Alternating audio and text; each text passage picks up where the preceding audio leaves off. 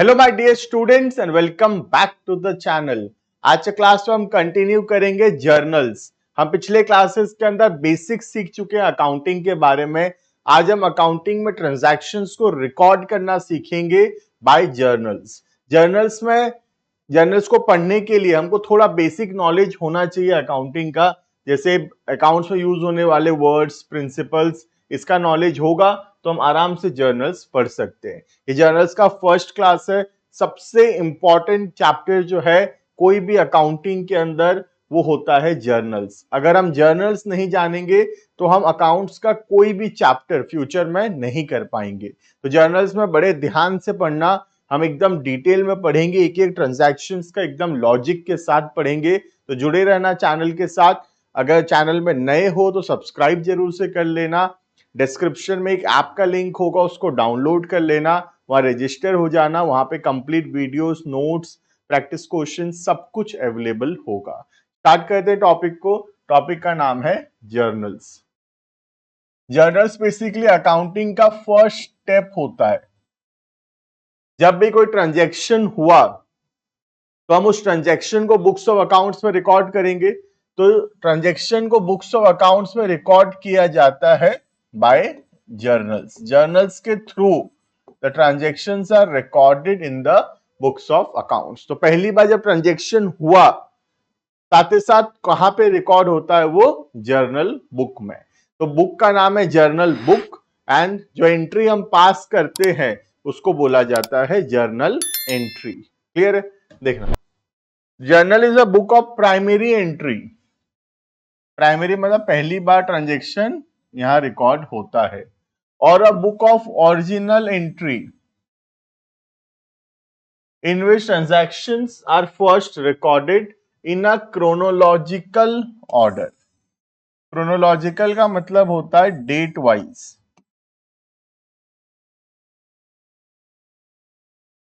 जो ट्रांजैक्शन पहले हुआ वो पहले रिकॉर्ड होगा, जो ट्रांजैक्शन बाद में हुआ वो बाद में रिकॉर्ड होगा, उसको बोलते हैं date wise. From the accounting vouchers that are prepare on the basis of the source documents like cash memo, invoices, purchases, bill etcetera. तो जो ट्रांजैक्शंस रिकॉर्ड होता है वो रिकॉर्ड होता है थ्रू सम डॉक्यूमेंट्स। वो डॉक्यूमेंट्स को बोलते हैं अकाउंटिंग वाउचर्स। अब अकाउंटिंग वाउचर्स का एग्जांपल कई सारा हो सकता है, जैसे कि पहला एग्जांपल है cash memo, invoice, purchase bill. कोई भी ट्रांजैक्शन जब होता है तो उसको रिकॉर्ड करने के लिए कुछ डॉक्यूमेंट्स का जरूरत पड़ता है।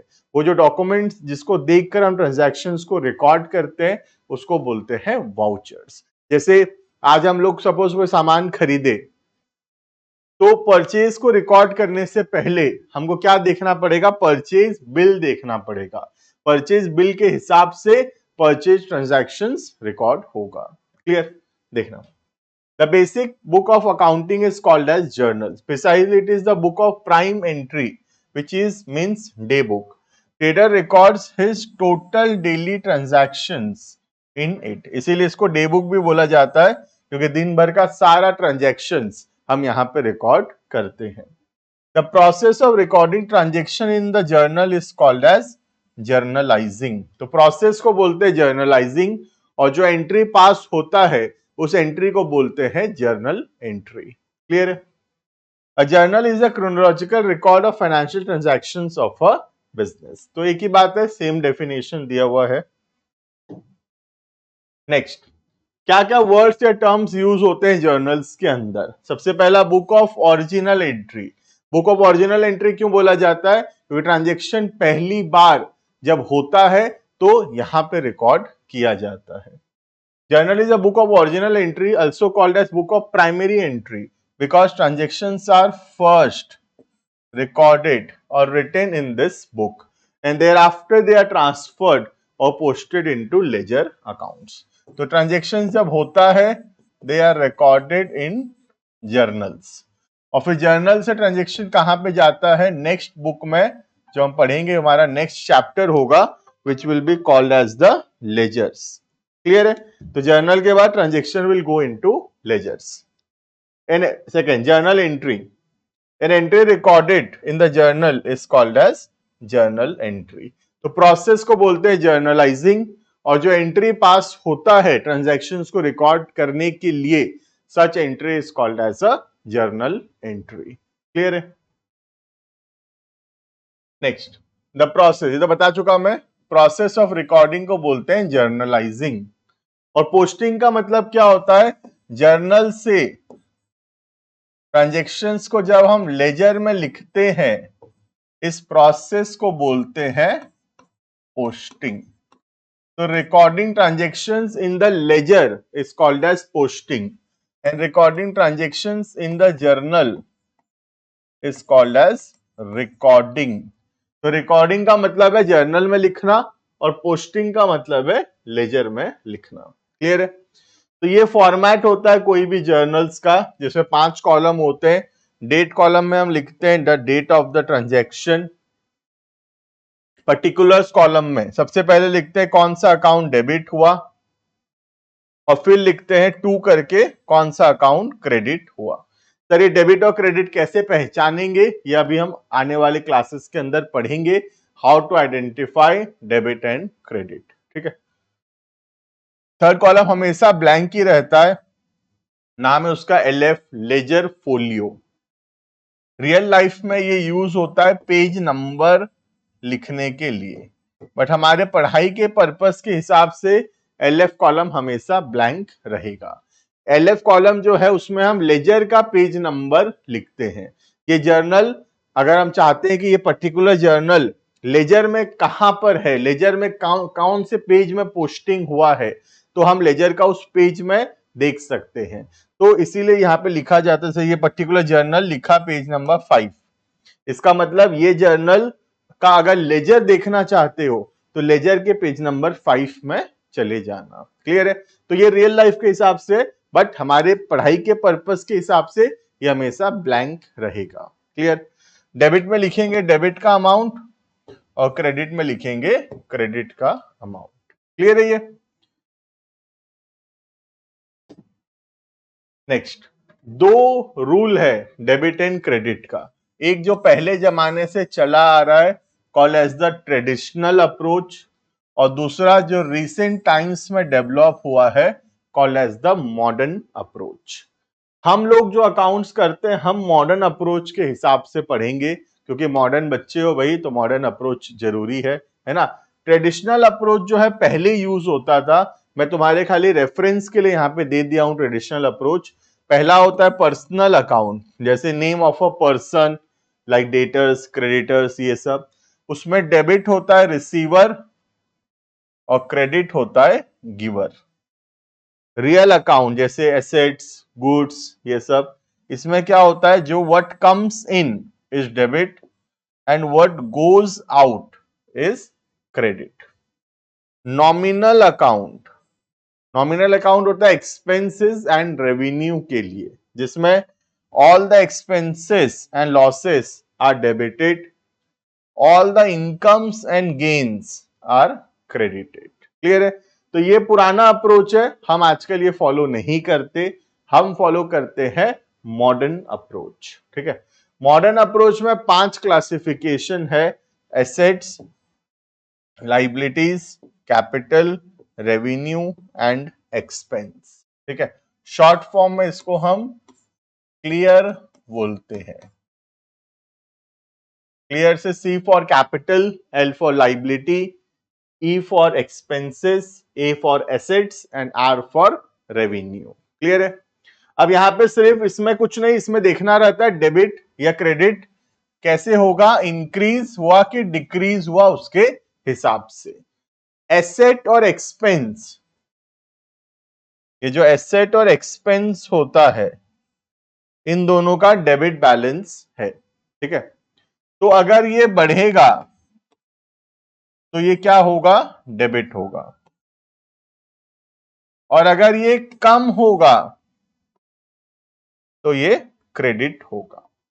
तो थोड़ा सा ध्यान रखना पड़ेगा हमको। एसेट के लिए क्या रूल है, एसेट और एक्सपेंस के लिए सेम रूल है। क्या रूल है, अगर बढ़ेगा तो डेबिट, और अगर कम होगा तो क्रेडिट।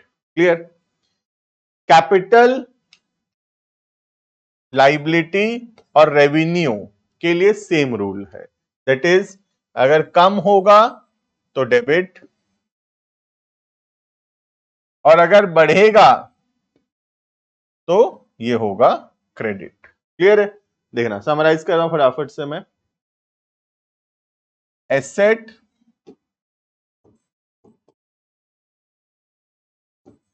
एंड एक्सपेंस के लिए सेम रूल है,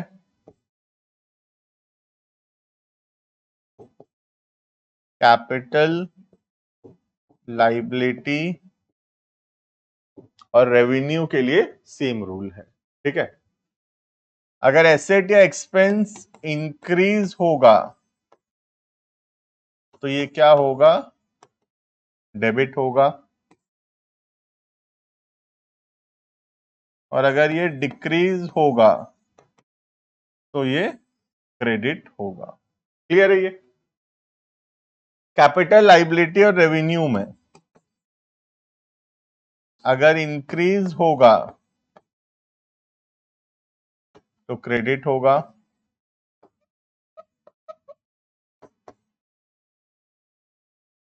और डिक्रीज होगा तो डेबिट होगा। क्लियर है? ये तो बहुत सिंपल सा रूल है, क्योंकि एसेट और एक्सपेंस का कौन सा बैलेंस है? Debit balance. ठीक है? एसेट और एक्सपेंस का कौन सा बैलेंस है? डेबिट। तो डेबिट अगर बढ़ेगा तो डेबिट होगा, डेबिट अगर कमेगा तो क्रेडिट होगा। क्लियर?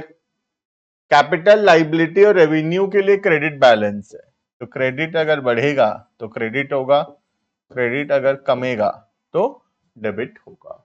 क्लियर? तो सिंपल सा रूल है, debit plus debit, debit minus credit, credit plus credit, credit minus debit. Clear है? और याद रखना पड़ेगा एसेट और एक्सपेंस का कौन सा बैलेंस है? डेबिट। तो इसके लिए डेबिट रूल काम करेगा, कैपिटल, लाइबिलिटी और रेवेन्यू में कौन सा बैलेंस है? क्रेडिट। इसके लिए क्रेडिट रूल काम करेगा। क्लियर? तो this was all about the basics regarding journals. अब हम कुछ ट्रांजैक्शंस देख सकते हैं जर्नल से रिलेटेड, और कोशिश करेंगे आइडेंटिफाई करने का कि क्या चीज डेबिट होगा और क्या चीज क्रेडिट होगा। अभी हम एकदम डिटेल में पहचानने की कोशिश करेंगे और लिखेंगे कैसे डेबिट और क्रेडिट पहचानते हैं। ठीक है? अभी हम जर्नल एंट्री नहीं लिख रहे, अभी हम सिर्फ डेबिट और क्रेडिट पहचान रहे हैं। ठीक है? देखना, started business with a capital of 10,000 in cash. तो मालिक बिजनेस शुरू किया, 10,000 रुपया लगाया बिजनेस में। तो सबसे पहला बिजनेस में पैसा आएगा तो कैश बढ़ेगा, और दूसरा मालिक पैसा लगाया तो कैपिटल बढ़ेगा। तो एक तो कैश बढ़ेगा और दूसरा कैपिटल बढ़ेगा। ठीक है? अब अगर कैश बढ़ेगा, कैश क्या है? कैश इज अ एसेट, और एसेट इंक्रीज हो रहा है, राइट? कैपिटल क्या है? कैपिटल तो कैपिटल है, और कैपिटल भी इंक्रीज हो रहा है। क्लियर? हम कौन से अप्रोच से कर रहे हैं? मॉडर्न अप्रोच से। तो एसेट अगर बढ़ेगा, एसेट का कौन सा बैलेंस होता है? डेबिट। डेबिट अगर बढ़ेगा, डेबिट प्लस डेबिट, और कैपिटल का कौन सा बैलेंस होता है? क्रेडिट। तो क्रेडिट प्लस क्रेडिट। क्लियर? तो कैश बढ़ेगा, डेबिट, कैपिटल बढ़ेगा, क्रेडिट। क्लियर? तो ये है कैसे हम पहचानते हैं डेबिट एंड क्रेडिट। अभी कैसे लिखते हैं जर्नल, अभी वो नहीं सीखे हम, अभी हम सिर्फ सीखे हैं how to identify debit and credits. Clear है ये? Next, purchase furniture for 20,000 in cash. 20,000 का फर्नीचर खरीदे कैश में। तो एक तो फर्नीचर आएगा, फर्नीचर एसेट है, right? Furniture is a asset, और फर्नीचर नाम का एसेट बढ़ेगा, और दूसरा पैसा जाएगा तो कैश, कैश भी एसेट है, और कैश नाम का एसेट कम होगा। क्लियर? तो फर्नीचर एसेट है, बढ़ेगा, एसेट बढ़ेगा, एसेट बढ़ेगा तो डेबिट, और कैश एसेट है और एसेट कम होगा, अगर एसेट कम होगा तो रूल के हिसाब से क्या होगा, credit. Clear. Third, purchase furniture for 10,000 on credit from Ram. तो 10,000 का सामान हम खरीदे, लेकिन इस बार किससे, कितना में खरीदे, क्रेडिट में खरीदे, राम से। तो फर्नीचर खरीदे, तो फर्नीचर तो आएगा हमारे पास, फर्नीचर जो कि एसेट है बढ़ेगा तो डेबिट, फर्नीचर एसेट है बढ़ेगा तो डेबिट, राइट। राम, राम को हम फ्यूचर में पैसा देंगे, तो राम हमारे लिए क्या है, लाइबिलिटी है, और लाइबिलिटी अगर बढ़ेगा, लाइबिलिटी अगर बढ़ेगा तो ये होगा क्रेडिट। क्लियर। तो फर्नीचर एसेट है बढ़ेगा डेबिट, राम लाइबिलिटी है बढ़ेगा credit. Clear. Next, paid to Ram 10,000 in cash. Ram से जो हम सामान खरीदे थे, राम को हम उसका पैसा दे दिए। तो जब राम को हम पैसा दे दिए तो राम जो कि हमारे लिए लाइबिलिटी था, लाइबिलिटी कम हो गया, और अगर लाइबिलिटी कम होगा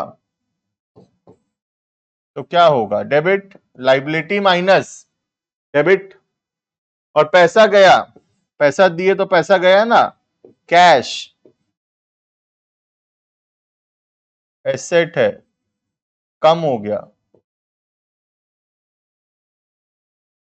क्रेडिट। क्लियर। कैश एसेट है कम हो गया तो credit. Next, point number 5, deposited into bank 10,000। Bank में हम 10,000 रुपए डिपॉजिट किए, तो बैंक में पैसा आएगा, बैंक नाम का एसेट बढ़ेगा, और कैश जो है वो कम होगा, राइट। तो सबसे पहला, बैंक जो कि एसेट है अगर बढ़ेगा, डेबिट, और दूसरा कैश जो कि एसेट है कम होगा तो क्रेडिट। क्लियर। तो ये हुआ 5 बेसिक ट्रांजैक्शंस जो हम लोग अभी तक पढ़े हैं, और भी बहुत सारे ट्रांजैक्शंस है, हम उसको कंटिन्यू करेंगे आने वाले क्लासेस के अंदर। जर्नल्स थोड़ा 4 क्लास के आसपास लगेगा हमको, 4 से 5 क्लास लगेगा जर्नल्स पूरा पढ़ने में। जर्नल सबसे इंपॉर्टेंट चैप्टर है अकाउंट्स का, बहुत अच्छे से पढ़ना जर्नल को। जर्नल जितना स्ट्रांग होगा, फाउंडेशन है जर्नल, जर्नल का फाउंडेशन जितना स्ट्रांग होगा उतना बड़ा बिल्डिंग बनाओगे तुम अकाउंटिंग का। क्लियर है ये। तो मिलते हैं आने वाले क्लासेस के अंदर। Thank you and good bye.